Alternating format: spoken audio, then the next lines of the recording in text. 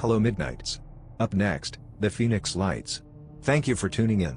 Let us know where you are listening from and don't forget to subscribe. Forward, as I looked, behold, a stormy wind came out of the north, and a great cloud, with brightness around it, and fire flashing forth continually, and in the midst of the fire, as it were gleaming metal. And from the midst of it came the likeness of 4 living creatures. Ezekiel 1:4-5. This passage of the Bible describes a celestial phenomenon featuring a great cloud, fire, and gleaming metal, from which emerge 4 living creatures. The subsequent verses in Ezekiel chapter 1 go on to describe these creatures in immense detail, portraying them with multiple faces, human, lion, ox, eagle, multiple wings, and legs like those of a calf, alongside intricate wheels within wheels. These descriptions are profoundly otherworldly and distinctly non-human in their appearance and composition. The Phoenix Lights.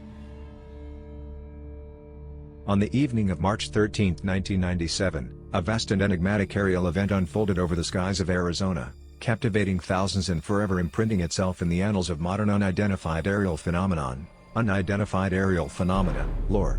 Known today as the Phoenix Lights, this phenomenon was characterized by 2 distinct waves of mysterious lights, a massive, silent V-shaped formation of amber orbs that drifted slowly over urban and rural landscapes, followed hours later by a series of stationary glowing spheres hovering in the night sky. The magnitude of the event, both in scale and in the number of witnesses, was unprecedented, encompassing an estimated hundreds or even thousands of observers, including everyday citizens, law enforcement officers, pilots, and even high-ranking government officials. What made the Phoenix Lights so extraordinary was not merely the volume of eyewitness accounts but the consistency and detail in their descriptions, which defied conventional explanations of known aircraft or atmospheric phenomena. While human perception can sometimes be fallible, leading to misidentification of known objects, the sheer size of the object reported, spanning up to 2 miles in width, and the utter silence reported by witnesses challenged the very principles of aeronautical engineering and physics as understood by mainstream science, making simple misinterpretation highly unlikely for the primary event. In the years following the event, the official narrative provided by the U.S. military, attributing the second set of lights to training flares dropped during routine exercises, failed to fully address or explain the first, more massive formation. This gap in explanation fueled public speculation, conspiracy theories, and scientific curiosity, transforming the Phoenix Lights into a cultural phenomenon and a focal point for discussions about government transparency, potential non-human intelligence, and the limits of human understanding. This essay undertakes a thorough exploration of the Phoenix Lights event, drawing on widely reported eyewitness testimony, collective analyses from independent researchers, and documented governmental responses. It aims to provide a precise and comprehensive overview that illuminates the complexity and enduring mystery of one of the most compelling unidentified aerial phenomenon sightings of the 20th century.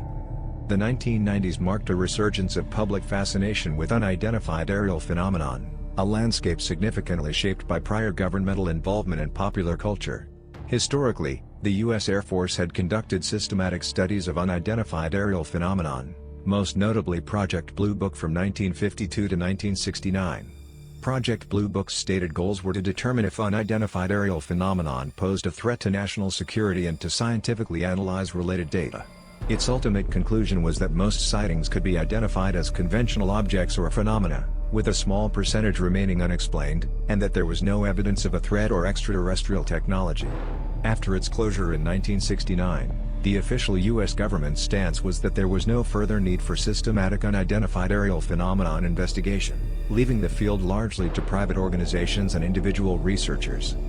Into this vacuum, unidentified aerial phenomenon entered mainstream discourse once again. Popular culture, notably through television series like The X-Files, debuting in 1993, profoundly shaped public perception.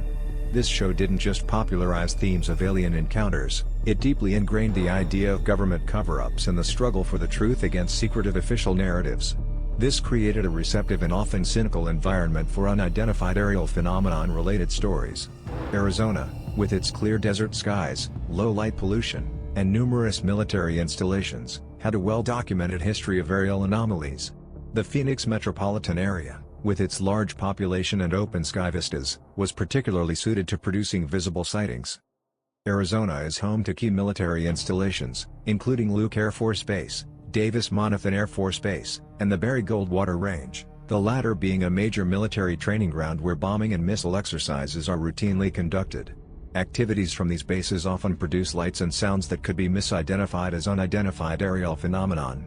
However, the Phoenix lights were notable because the reported craft's size, shape, and silent behavior did not match typical military aircraft or exercises. The timing and characteristics of the sightings did not align neatly with official military operations, deepening the mystery. Before 1997, the Phoenix area had been no stranger to unidentified aerial phenomenon reports, contributing to a regional awareness and fascination with unexplained aerial phenomena. Early flying saucer reports, 1947. Arizona was one of the states that saw a surge in flying saucer reports in the immediate aftermath of Kenneth Arnold's famous 1947 sighting in Washington state.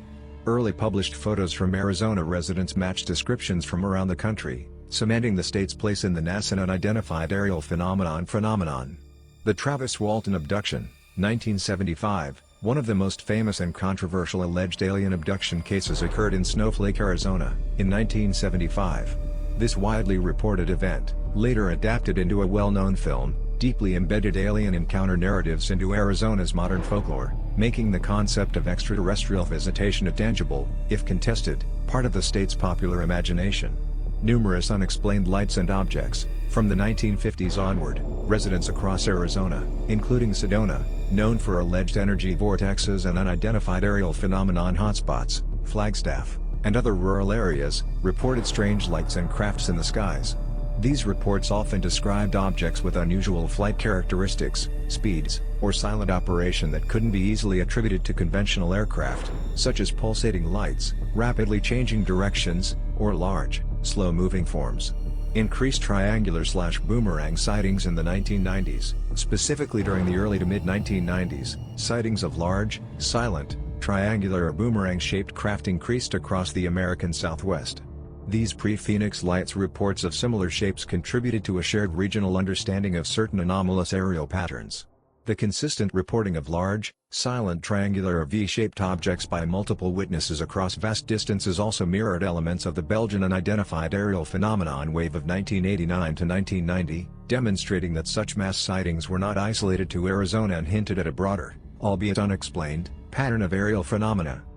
This history of regional sightings primed the public and media to pay close attention when the Phoenix Lights event occurred, providing a cultural and historical context for the widespread and serious response it received. During the 1990s, the public atmosphere surrounding unidentified aerial phenomenon was characterized by a complex mix of fascination, skepticism, and growing distrust in official narratives. This period saw a significant resurgence of interest in unidentified aerial phenomena, heavily influenced by several factors: the U.S. Air Force's Project Blue Book, which systematically investigated unidentified aerial phenomenon reports from 1952 to 1969, officially concluded that most sightings were misidentifications of conventional objects or natural phenomena, and that there was no evidence of a national security threat or extraterrestrial technology. However, the closure of Project Blue Book in 1969, following a report that suggested further unidentified aerial phenomenon study was unwarranted, left many unanswered questions. Critics commonly argue that Blue Book was more of a public relations exercise designed to debunk sightings rather than a genuine scientific inquiry, leading to enduring public doubt about the thoroughness and impartiality of official investigations. This official dismissal, coupled with widely circulated stories of leaked documents and whistleblower testimonies, fostered a deep-seated belief among a segment of the public that the government was actively suppressing information about potential extraterrestrial contact or advanced secret projects. For instance, reports hinting at clandestine committees allegedly managing recovered alien technology fueled persistent conspiracy theories. The government's continued classification of sensitive aerospace projects, like advanced reconnaissance planes, further contributed to the perception of secrecy and need-to-know policies that intentionally kept the public, and even many government officials, in the dark regarding advanced aerial technologies. This atmosphere of governmental opacity contrasted sharply with the public's growing desire for answers, setting the stage for mistrust when the Phoenix Lights occurred. Popular culture played a pivotal role in shaping public perception in the 1990s. Television shows like The X-Files, which debuted in 1993, profoundly influenced the national discourse by dramatizing themes of alien encounters, government cover-ups, and the relentless pursuit of the truth against a secretive establishment. The show's tagline, "The truth is out there," became a cultural touchstone, echoing widespread public sentiment. Popular films of the era further ingrained these narratives into mainstream consciousness, making the idea of extraterrestrial visitation and governmental concealment a familiar, if often fictionalized, concept. This pervasive media environment primed the public to view unexplained aerial phenomena through a lens of suspicion and a fervent desire for disclosure. Simultaneously, a nascent disclosure movement gained significant momentum. Advocates commonly pushed for the release of alleged secret information regarding unidentified aerial phenomenon and non-human intelligence.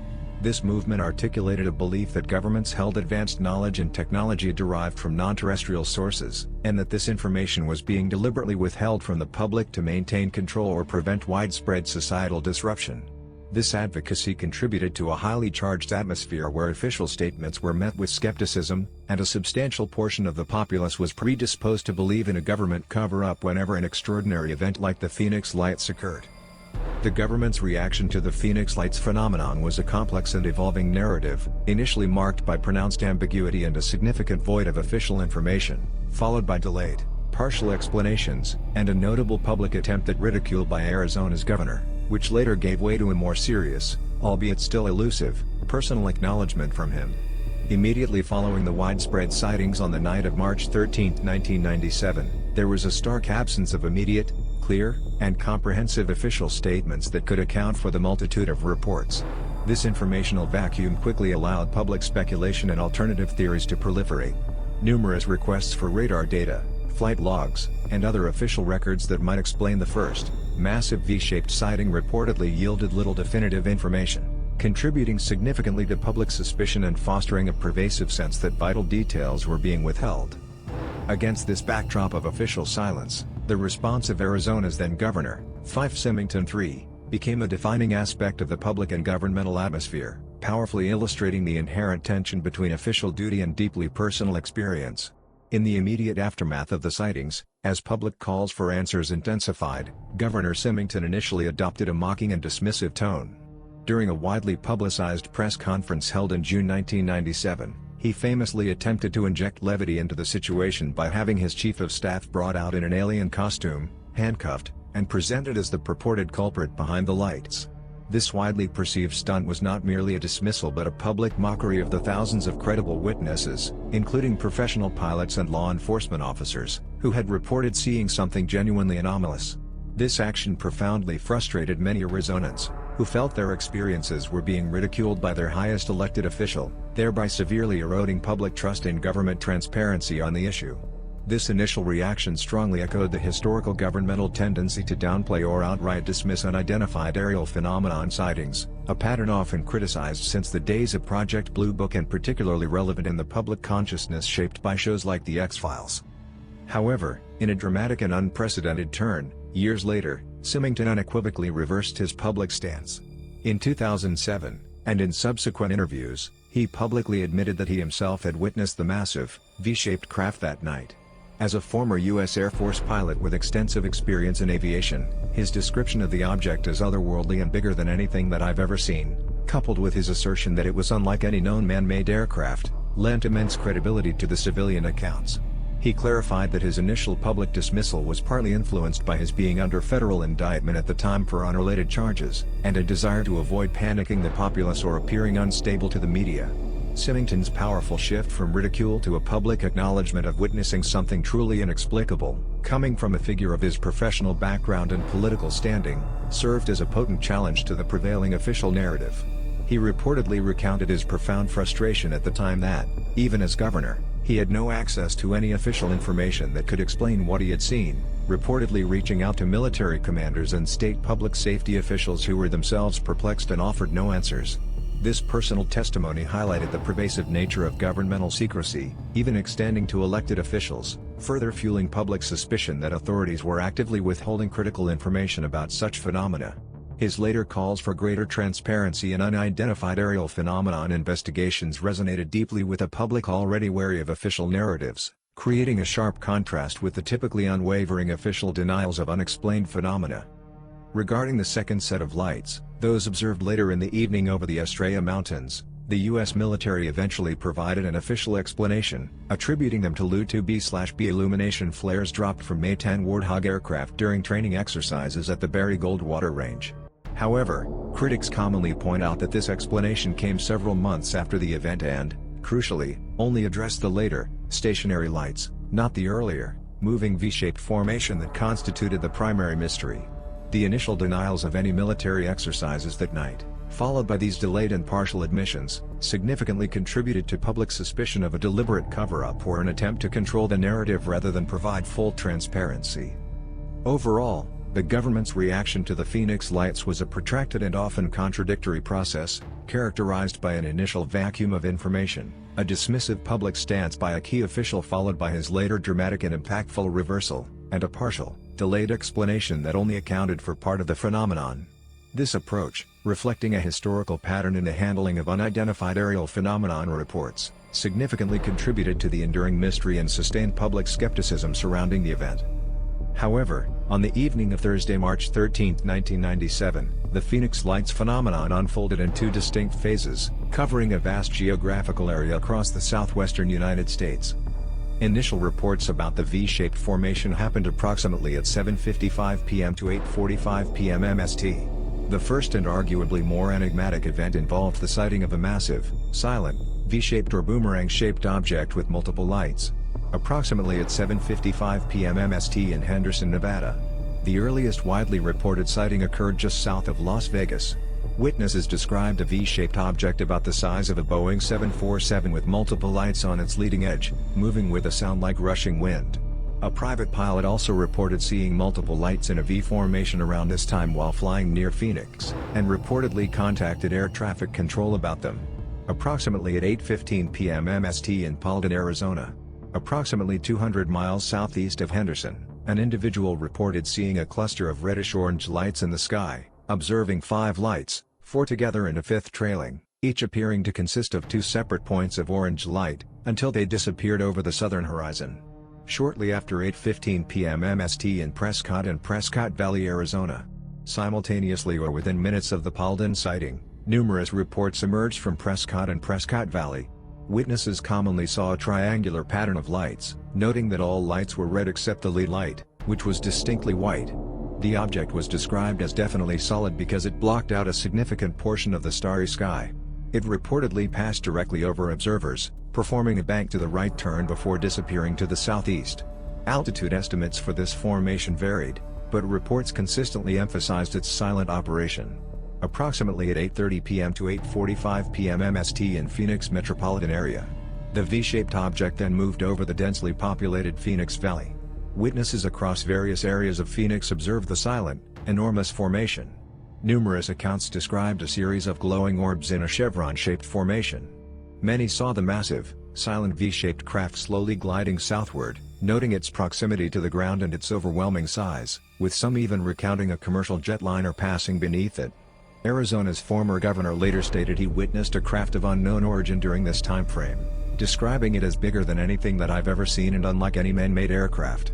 The object was estimated by many to be up to 2 miles wide and reportedly traveled at a slow speed, around 15 to 30 miles per hour, although some analyses suggest a much higher airspeed if it covered the 200 miles from Prescott to Tucson in a short time frame, implying a much higher altitude for a slower perceived angular speed.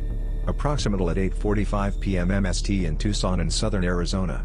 The V-shaped object continued its southeasterly trajectory toward Tucson, eventually disappearing near the Mexican border by approximately 9 p.m. to 10:30 p.m. MST.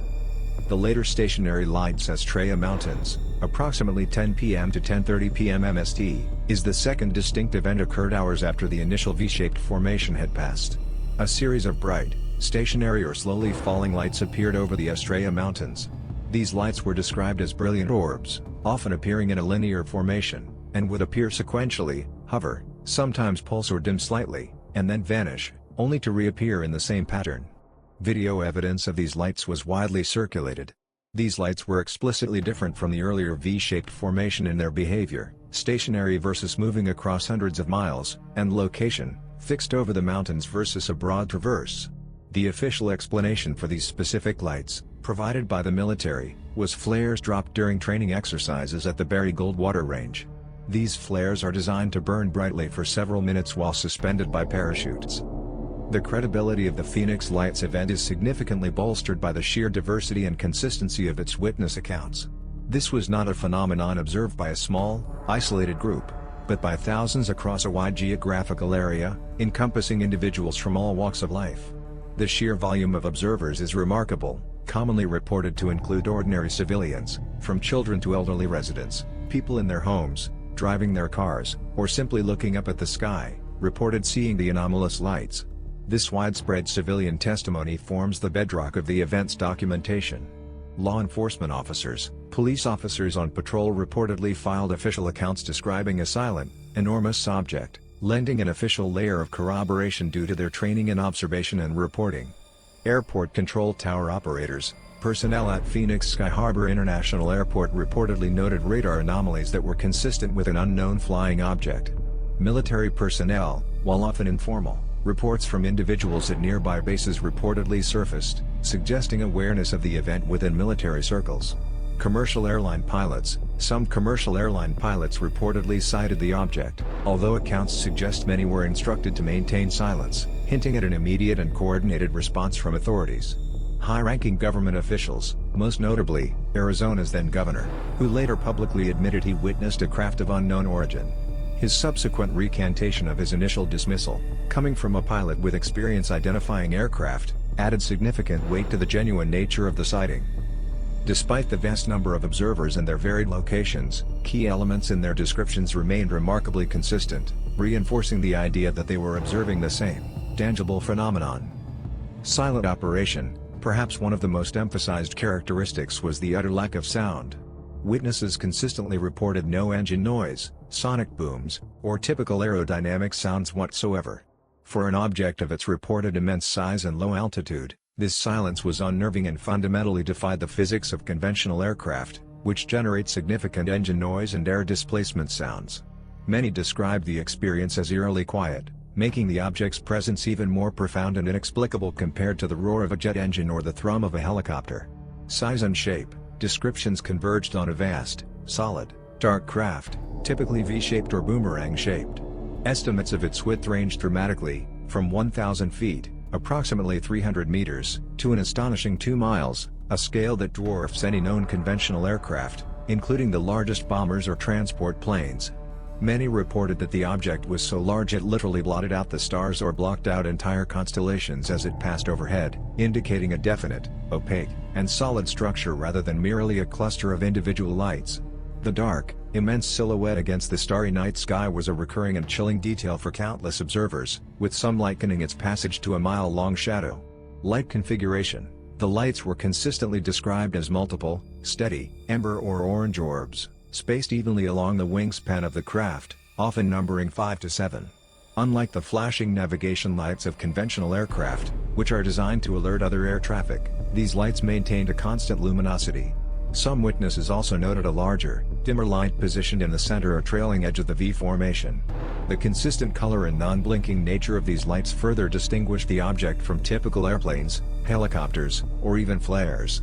Slow speed and low altitude: witnesses repeatedly reported the object moving at an unusually slow and deliberate speed, estimated between 15 to 30 miles per hour, and at a surprisingly low altitude. This uncharacteristic flight profile is not typical for any known aircraft of comparable immense size, which would either fly much faster for stability or require immense power and generate significant noise at such low speeds to sustain flight. Its slow, stately glide made it highly observable, allowing thousands of people ample time to witness its passage and internalize its profound strangeness, unlike fleeting meteors or high-speed jets. Emotional impact: beyond the physical descriptions, many witnesses recounted profound and lasting emotional responses.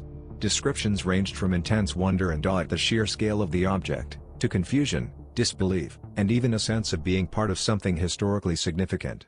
For some, the experience evoked an almost spiritual feeling or an uncanny strong emotion of extreme gratefulness that persisted years later, highlighting the deeply personal and unsettling nature of what they collectively witnessed.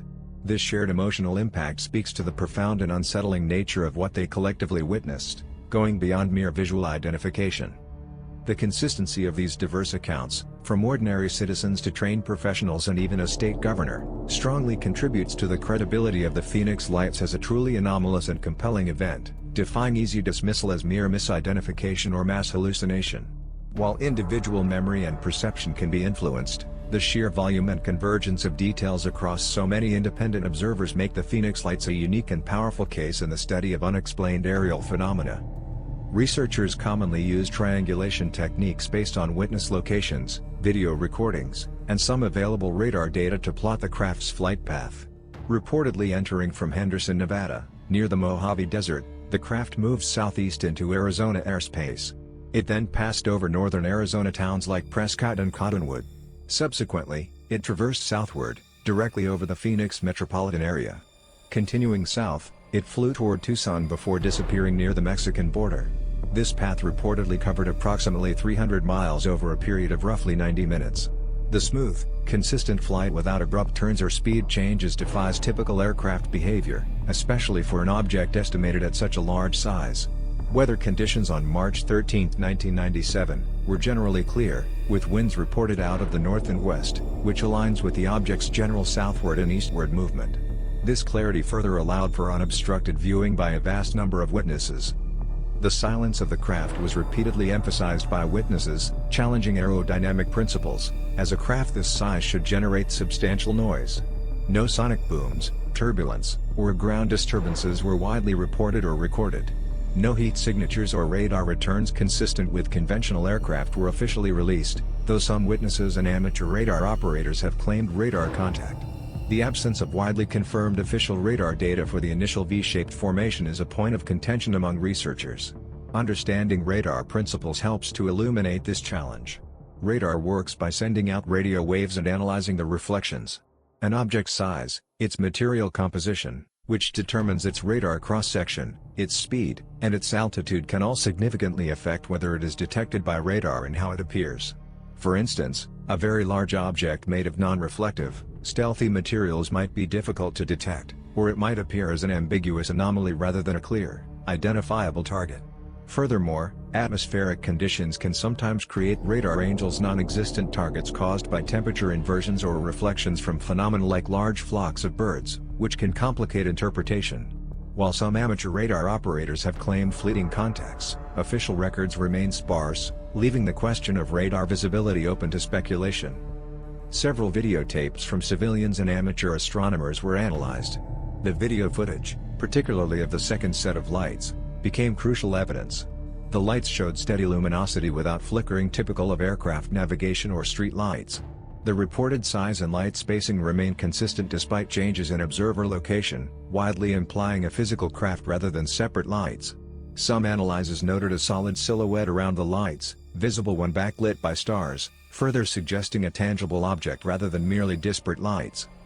The official explanation provided by the U.S. Air Force years later was that the second wave of lights were military flares dropped from A-10 Warthog aircraft training at the Barry Goldwater Range southwest of Phoenix.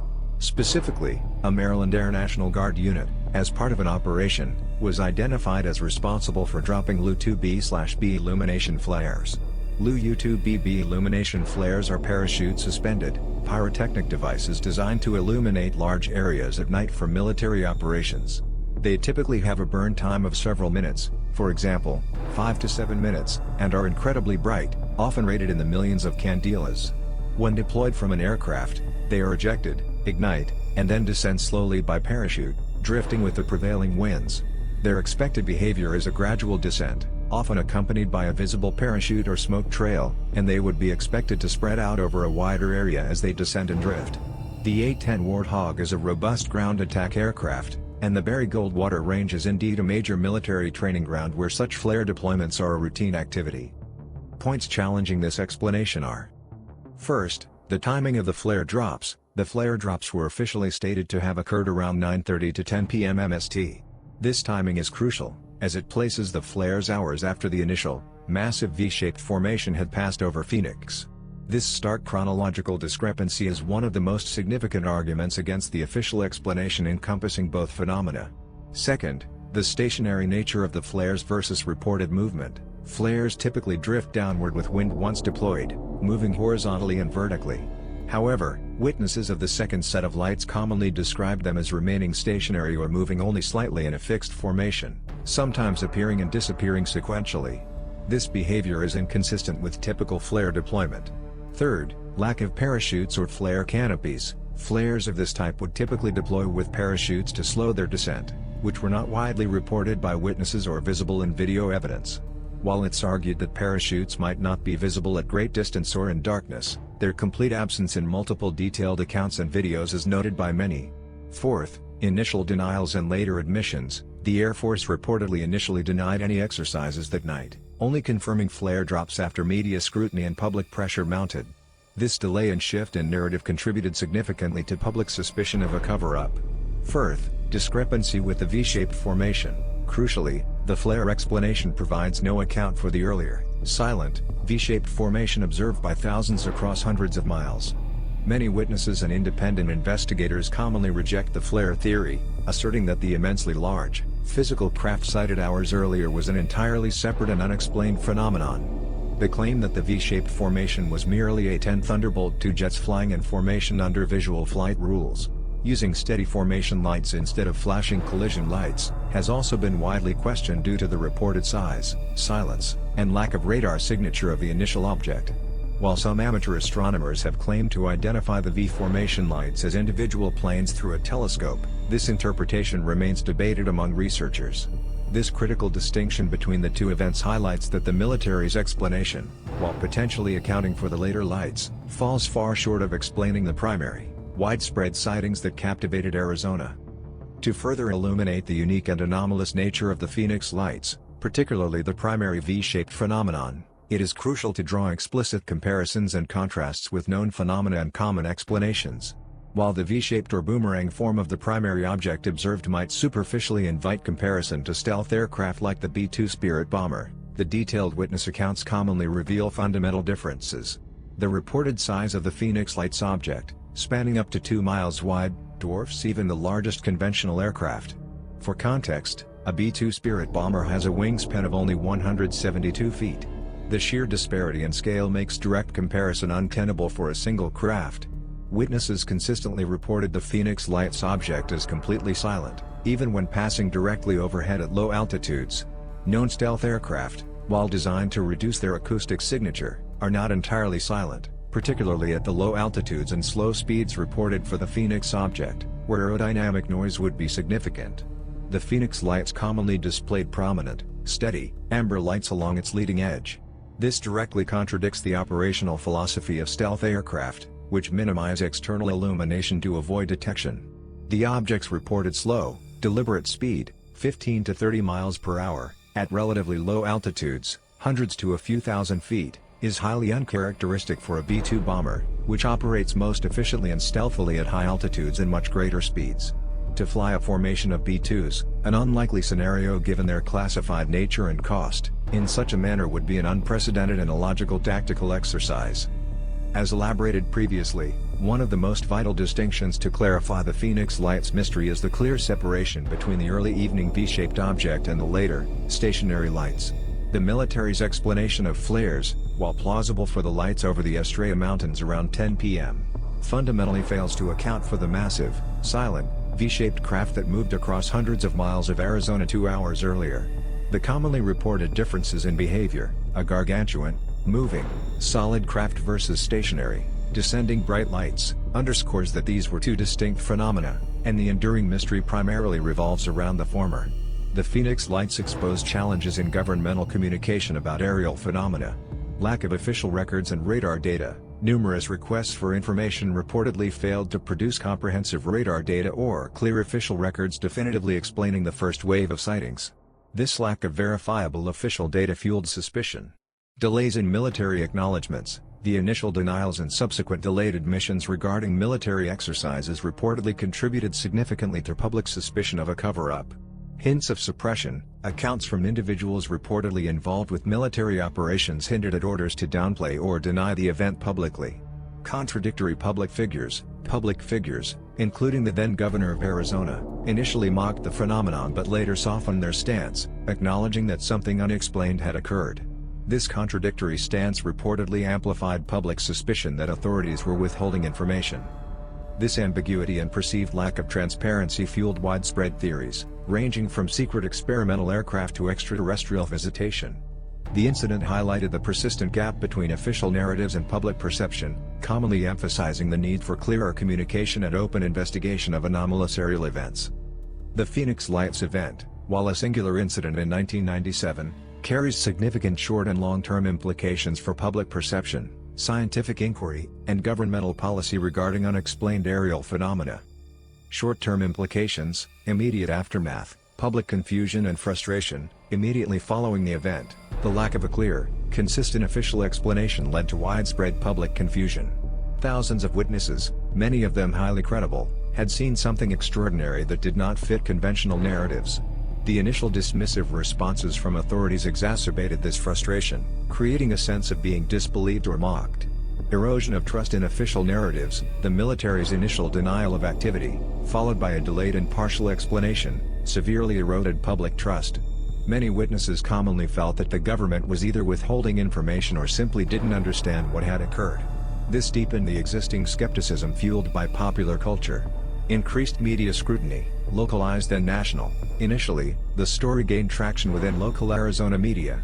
However, as more witness accounts emerged and the sheer scale of the event became clear, it garnered national and international attention. This led to a wave of news reports, documentaries, and discussions, making the Phoenix Lights one of the most widely recognized mass unidentified aerial phenomenon sightings. Boost to unidentified aerial phenomenon enthusiast community: the Phoenix Lights provided a powerful, well-documented case study for unidentified aerial phenomenon researchers and enthusiasts. The consistency of diverse witness accounts, coupled with the official ambiguity, made it a prime example for those who believe in unexplained phenomena. Organizations focused on unidentified aerial phenomenon research commonly saw increased interest and reports. A short breakdown of the long-term implications: enduring symbol of unexplained phenomena, the Phoenix Lights have become an iconic and frequently cited event in the unidentified aerial phenomenon discourse. Its consistent details, V-shape, silence, large size, amber lights, make it a strong case that defies easy debunking, even if segments of it, the flares, have been attributed to conventional sources. It serves as a benchmark for mass sightings. Catalyst for continued citizen investigations: the perceived inadequacy of official explanations commonly encouraged ongoing independent investigation. Many witnesses became dedicated advocates, producing documentaries and books, ensuring the story remained alive and continued to be re-examined over decades. This independent approach to unidentified aerial phenomenon research gained legitimacy through the sheer weight of testimony from Phoenix. Influence on government unidentified aerial phenomenon policy: indirectly, while not directly leading to an immediate policy shift, the Phoenix Lights, alongside other high-profile incidents, contributed to a broader societal pressure that eventually led to renewed governmental interest in unidentified aerial phenomenon. The public's sustained belief in anomalous phenomena, evidenced by cases like Phoenix, underscored the need for a more structured and transparent approach than the previous official silence. The shift from UFO to unidentified aerial phenomenon and the establishment of dedicated government offices reflect a cautious, but growing, official acknowledgement that some aerial phenomena truly remain unidentified and warrant serious study, partly due to the persistent public questions raised by events like the Phoenix Lights. Reinforcement of skepticism towards official explanations: for many, the Phoenix Lights cemented the belief that governments are not fully transparent about such incidents. This has led to a lasting skepticism, not just about unidentified aerial phenomenon, but about official narratives on other complex issues. Focus on data and credibility: the Phoenix Lights highlighted the importance of diverse, credible witness accounts and tangible evidence, like videos, despite their limitations. It commonly pushed the unidentified aerial phenomenon community to emphasize data collection and methodical analysis, aiming to move beyond anecdotal evidence. Ongoing debate and cultural reference: the event continues to be a subject of debate, documentaries, and cultural references, especially in Arizona. It serves as a reminder that some mysteries persist, challenging our understanding of what might be operating in our skies. In recent years, renewed interest and technological advances have brought fresh scrutiny to the Phoenix Lights. In November 2024, the episode The Phoenix Lights aired as part of a television series focused on unidentified aerial phenomenon investigation. This documentary reportedly leveraged modern tools such as enhanced video analysis, computer simulations of the flight path, and interviews with remaining eyewitnesses and experts. It re-examined the evidence with an emphasis on objective scientific inquiry, attempting to separate fact from folklore. Key insights reportedly included refined modeling of the craft's size and speed, and a more nuanced understanding of atmospheric conditions that night. which ruled out many conventional explanations like weather balloons or standard aircraft.